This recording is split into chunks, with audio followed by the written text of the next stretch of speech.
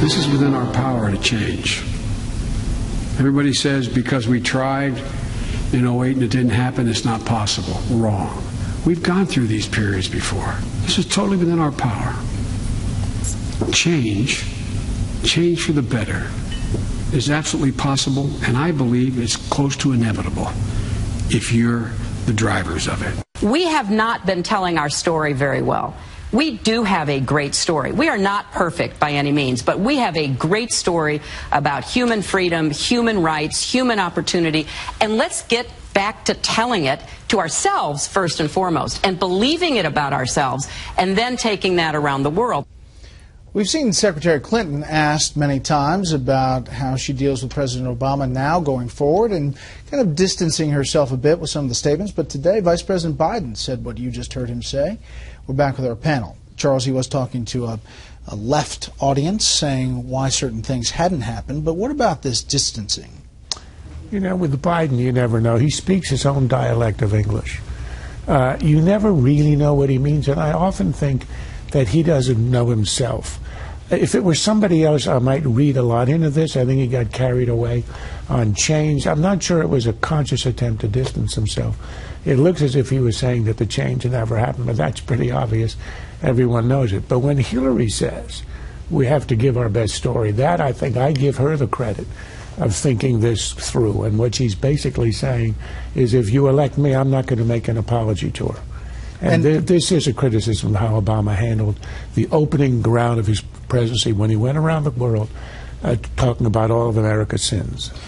Nina, you've seen these Democrats in red states, especially up for re-election.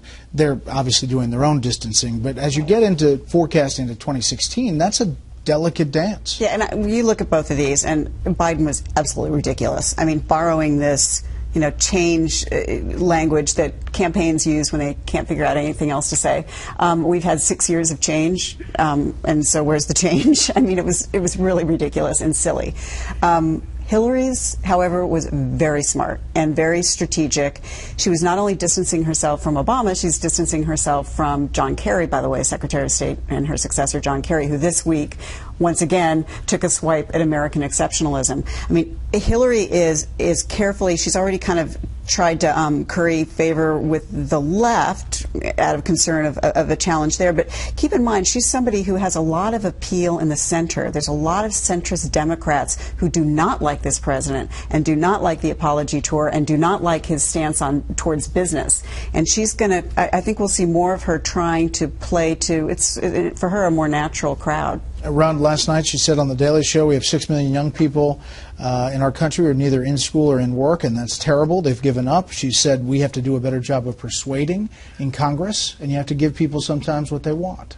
Yeah, I agree that she's being a lot more strategic than Joe Biden, but I'm going to say something really surprising here and say I think you're giving Joe Biden too much of a pass.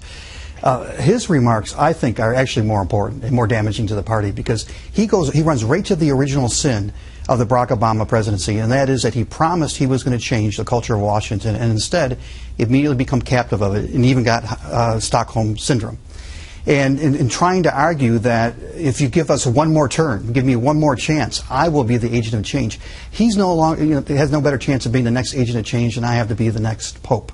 It's obviously not going to happen. It's laughable, but it's so laughable because we know that the central mission of the Obama presidency wasn't met. And he says we can do it if we're the drivers of change. Well, who's been driving the car the last 2 terms? I did see some white smoke at the National Journal. That was David Bradley in a cigar, I think. Sorry.